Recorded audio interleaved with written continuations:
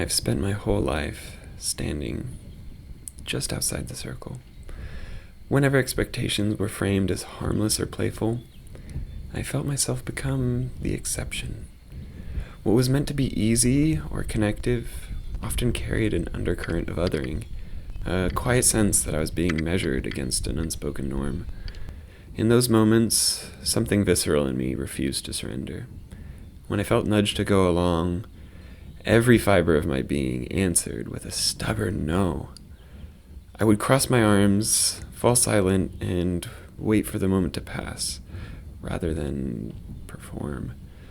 Looking back now, I recognize that pattern of gentle and sometimes not so gentle resistance is a core part of who I am.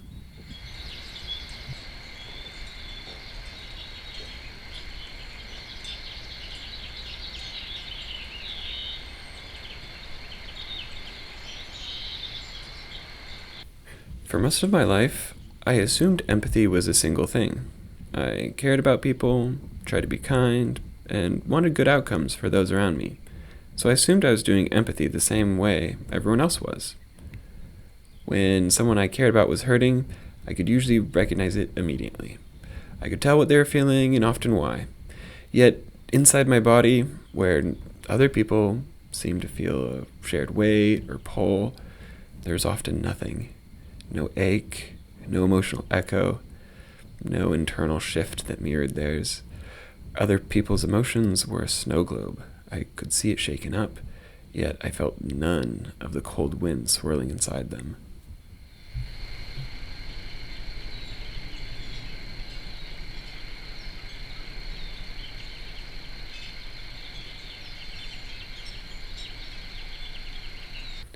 What unsettled me most was how easily I could step back emotionally. That distance protected me, and I can't deny that it hasn't been useful. Still, there were moments where it felt morally uncomfortable. Over time, I've come to understand that my steadiness is not a failure of care. It's simply a part of how I'm built. What matters most is not whether I feel another person's sadness in my body, but whether I treat their sadness as real. I honor it, and I respond with care.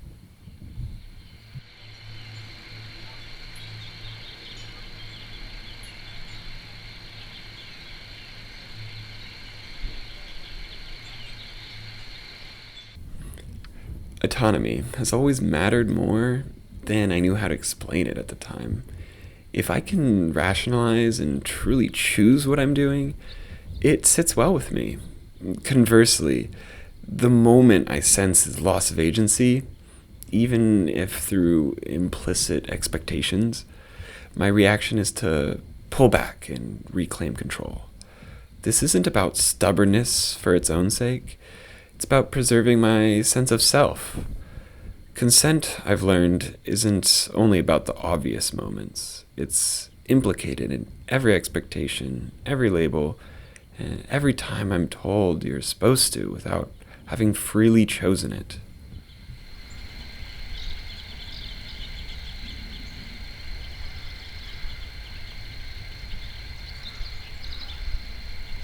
I've always been careful around closeness because I'm sensitive to how quickly expectations can form.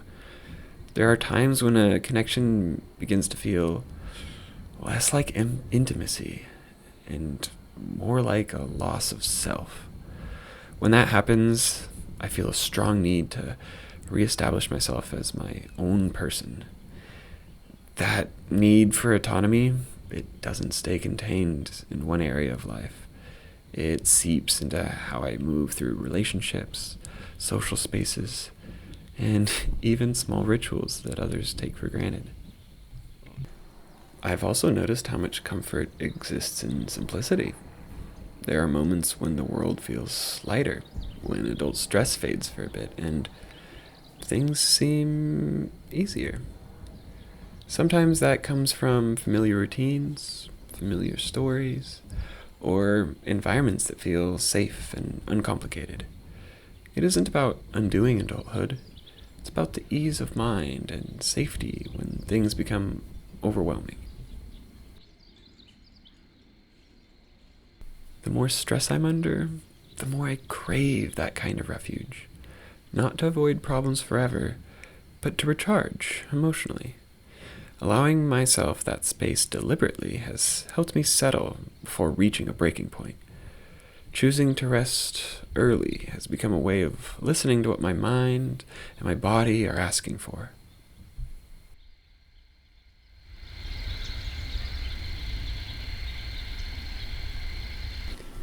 I don't avoid people or connection because I lack need. I still carry the same fundamental needs everyone else does. The difference is how I try to meet them. I seek to fulfill those needs without surrendering my individuality. I've learned how to stand slightly apart, tender only when it feels freely chosen, and to leave when it no longer does.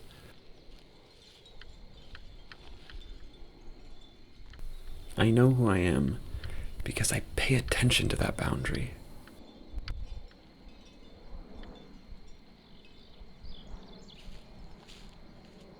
What I've learned is that presence requires attention and respect for another person's emotional reality, even when it does not enter your own.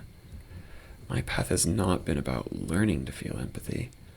It has been learning how to live ethically and relationally within my own limits while still showing up for others. I may never be someone whose eyes fill with tears at the first sign of suffering.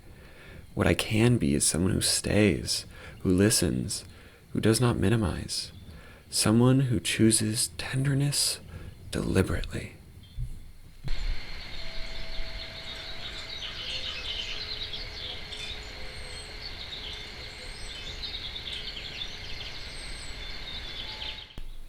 Right now, being here is enough. Just existing, where nothing is being asked of me.